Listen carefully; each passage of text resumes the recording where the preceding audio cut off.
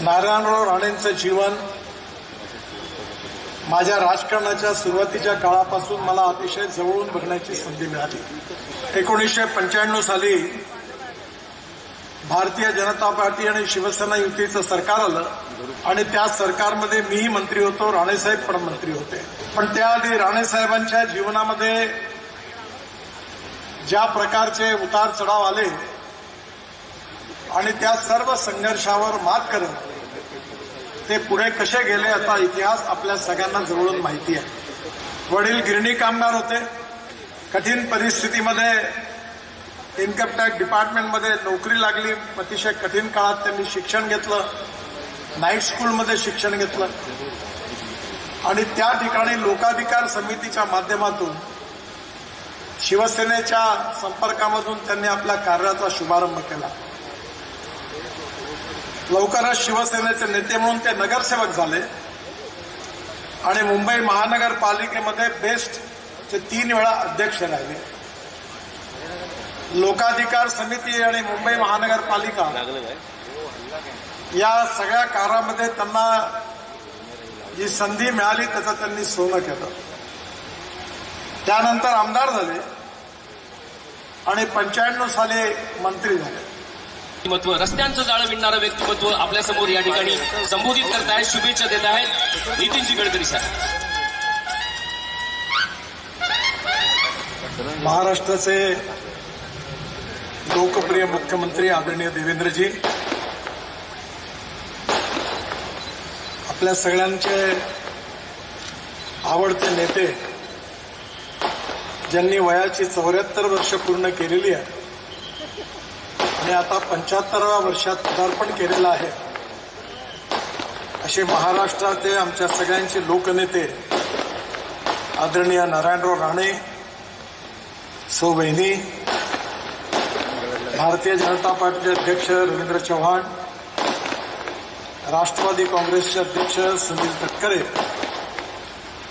मंचावर उपस्थित महाराष्ट्राच्या मंत्रिमंडळातील सर्व सन्माननीय मंत्रीगण, आमदारगण, उपस्थित सर्व अतिथीगण आणि माझ्या बंधूंनो आणि भगिनींनो,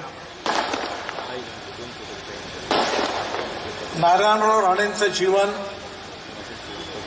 माझ्या राजकारणाच्या सुरुवातीच्या काळापासून मला अतिशय जवळून बघण्याची संधी मिळाली.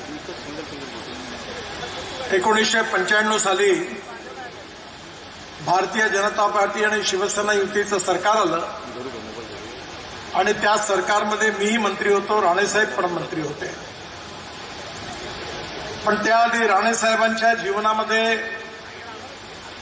ज्या प्रकारचे उतार चढाव आले आणि त्या सर्व संघर्षावर मात करत ते पुढे कसे गेले याचा इतिहास आपल्या सगळ्यांना जवळून माहिती आहे. वडील गिरणी कामगार होते. आईचा आशीर्वाद बरोबर होता. कठीण परिस्थितीमध्ये इन्कम टॅक्स डिपार्टमेंटमध्ये नोकरी लागली. अतिशय कठीण काळात त्यांनी शिक्षण घेतलं, नाईट स्कूलमध्ये शिक्षण घेतलं आणि त्या ठिकाणी लोकाधिकार समितीच्या माध्यमातून शिवसेनेच्या संपर्कामधून त्यांनी आपल्या कार्याचा शुभारंभ केला.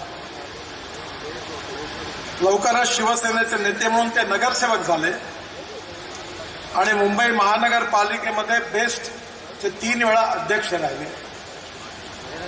लोकाधिकार समिती आणि मुंबई महानगरपालिका या सगळ्या कार्यामध्ये त्यांना जी संधी मिळाली त्याचं त्यांनी सोनं केलं. त्यानंतर आमदार झाले आणि 95 साली मंत्री झाले. विधिमंडळामध्ये मंत्री म्हणून त्यांनी केलेली कामगिरी आणि ज्यानंतर सरकार गेलं त्यानंतर विरोधी पक्षनेता म्हणून त्यांनी केलेली कामगिरी ही निश्चितच आपल्या सगळ्यांच्या समोर आहे. राणेसाहेबांबरोबर मी पण विरोधी पक्षनेता होतो. मधल्या काळामध्ये विरोधी पक्षनेता होण्याच्या आधी बांधकाम मंत्री होतो. बांधकाम मंत्री आणि विरोधी पक्षनेत्यानंतर भारतीय जनता पार्टीचा अध्यक्ष झालो. जवळ 18 ते 20 वर्ष महाराष्ट्राच्या राजकीय प्रवासात कार्य करण्याची संधी मला मिळाली आणि नंतर मग मी दिल्लीला गेलो 2009 साली पक्षाचा अध्यक्ष म्हणून. पण या सगळ्या काळामध्ये जे मित्र मी मिळवले त्या मित्रांमध्ये माझा अतिशय जवळचे पारिवारिक ज्येष्ठ मित्र मार्गदर्शक म्हणून नारायण राणे यांचा उल्लेख माझ्या आयुष्यात नेहमीच राहील.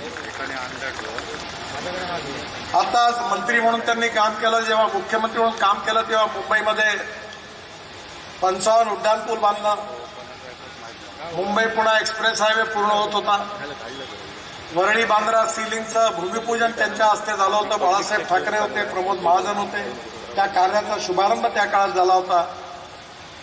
या सगळ्या कामामध्ये जेव्हा जेव्हा मला अडचणी येत होत्या त्यावेळी ज्यावेळी मी त्यांच्याकडे जाऊन माझी अडचण सांगायचो तेव्हा अतिशय समर्थपणे सगळी कामं झाली पाहिजे म्हणून मुख्यमंत्री म्हणून ते दरवेळेला माझ्या मागे खंबीरपणे उभे राहिले. आणि त्यांचं एवढं खंबीर समर्थन मिळालं म्हणूनच त्यावेळी मुंबईमध्ये 55 उड्डाणपूल, Mumbai Pune highway, Worli Bandra ceiling project सारखे अभूतपूर्व प्रोजेक्ट पूर्ण करण्याची संधी मला मिळाली.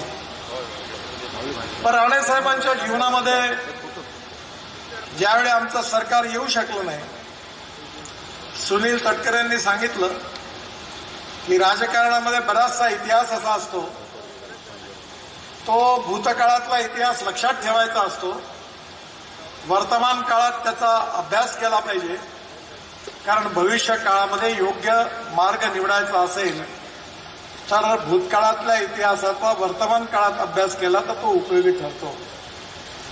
पण त्याची सगळीच काही जाहीरपणे चर्चा करता येत नाही, कारण ते परिस्थितीरूप योग्यही होत नाही.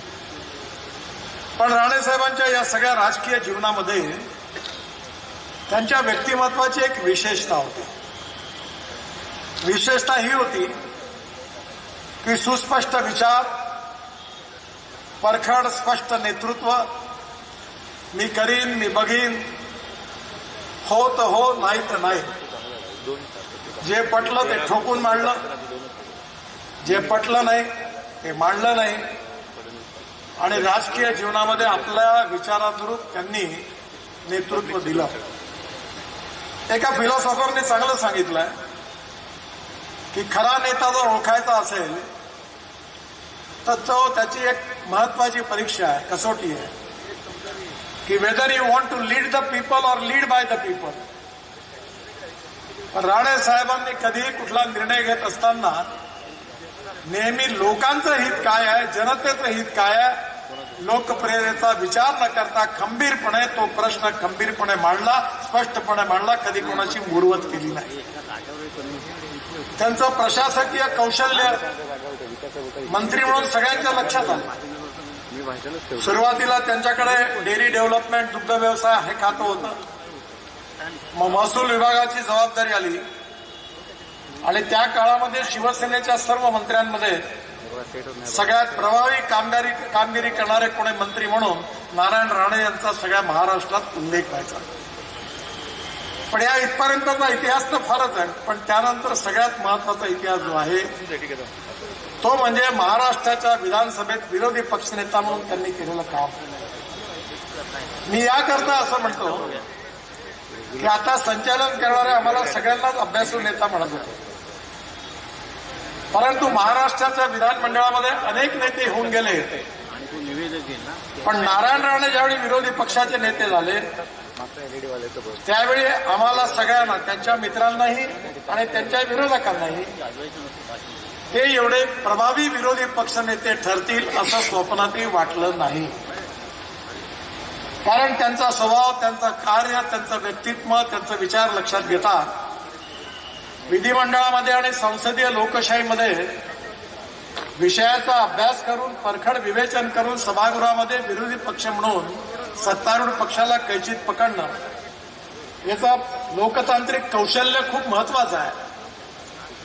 पण मी विनंती करेन सगळ्या तरुण आमदारांना की तुम्हाला काही जर शिकायचं असेल तर राणे साहेबांनी विरोधी पक्षाचा नेता म्हणून दिलेली जेवढी भाषणं आहेत त्याचं वाचन तुम्ही एकदा जरूर करा, म्हणजे तुम्हाला लक्षात येईल की विरोधी पक्ष नेता किती प्रभावीपणे, किती योग्य रीतीने बोलू शकतो. त्यांची शैली आक्रमक होती. पण कोणाच्या जखमेवर मीठ सोडून त्याला अपमानित करण्याचा त्यांनी प्रयत्न नाही केला. आपल्या मुद्द्याशी कधी कॉम्प्रोमाइज नाही केलं.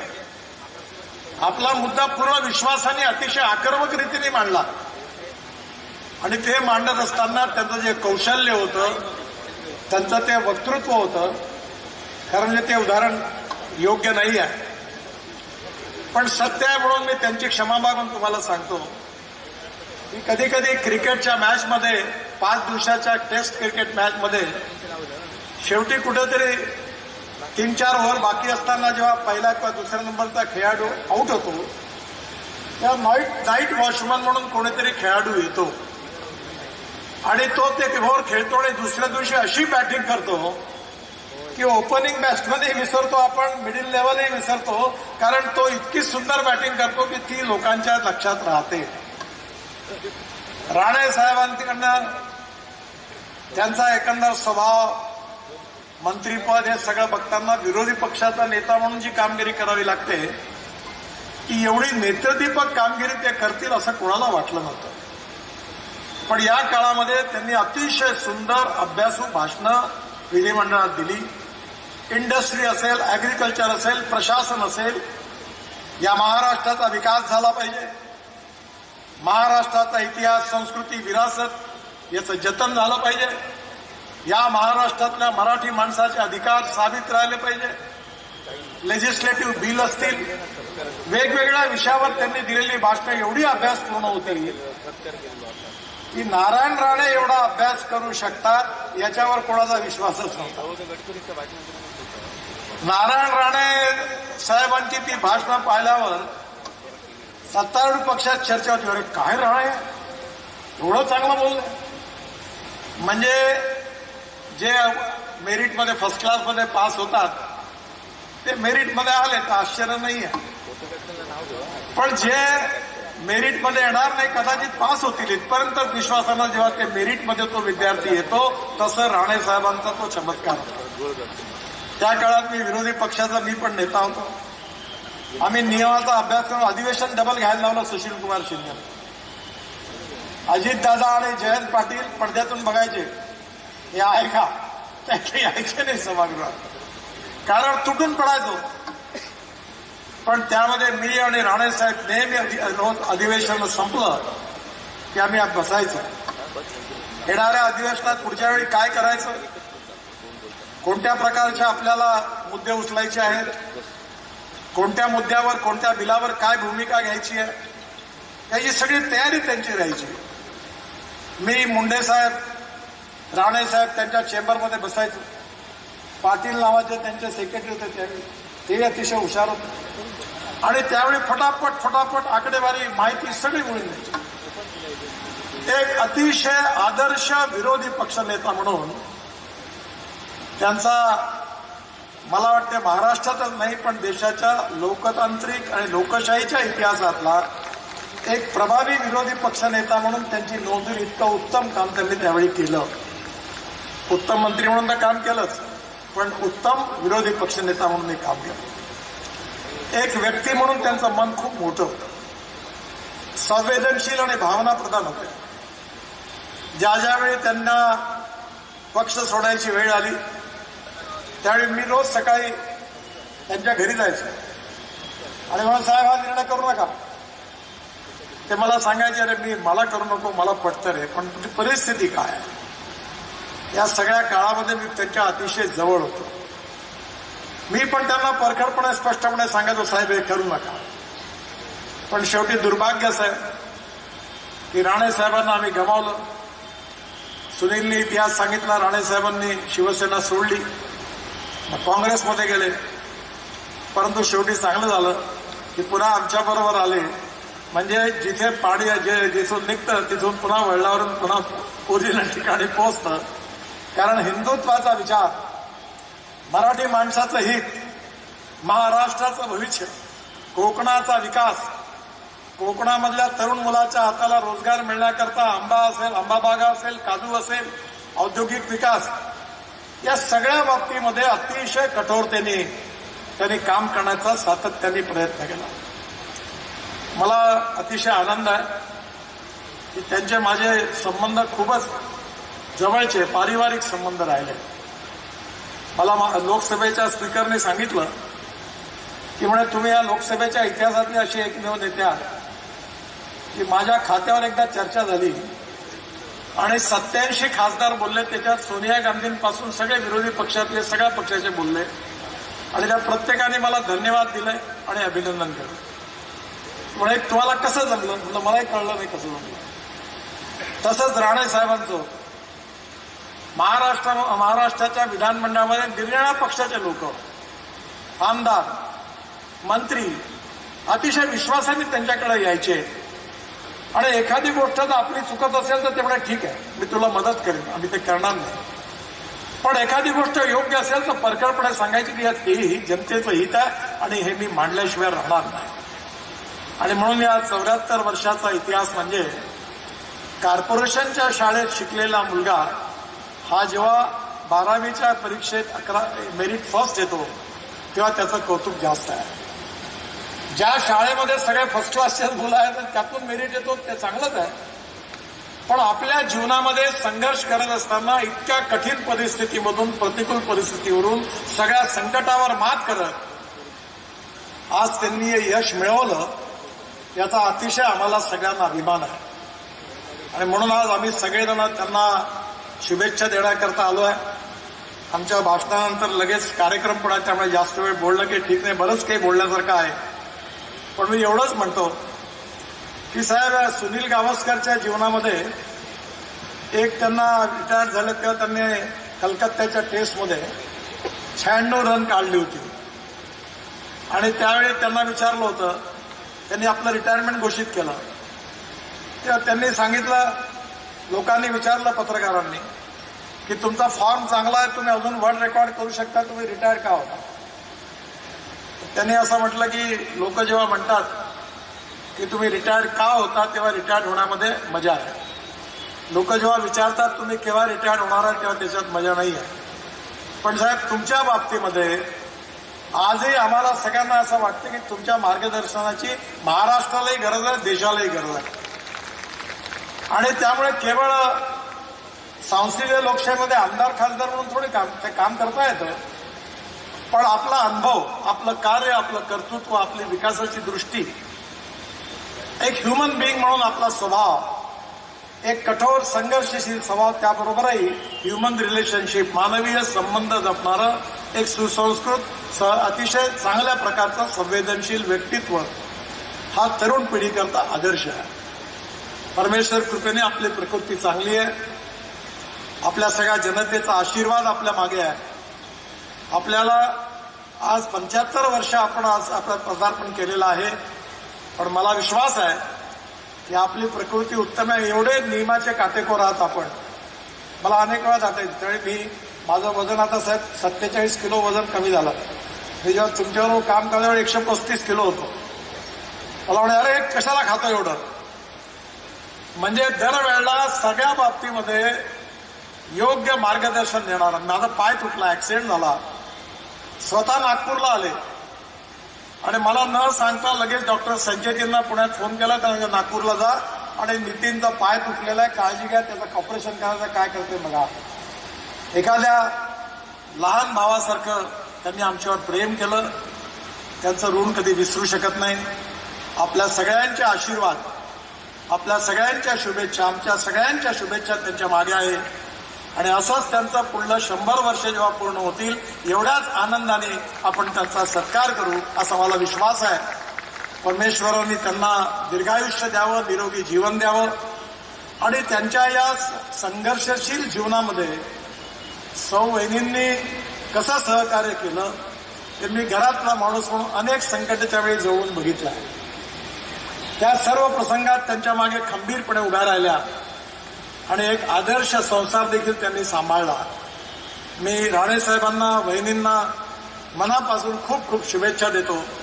असाच सुखी संसार असाच पुढे जात राहील आणि साहेबांना दीर्घायुष्य आणि निरोगी जीवन प्राप्त होईल असा विश्वास व्यक्त करतो आणि माझं भाषण संपवतो. धन्यवाद. नमस्कार.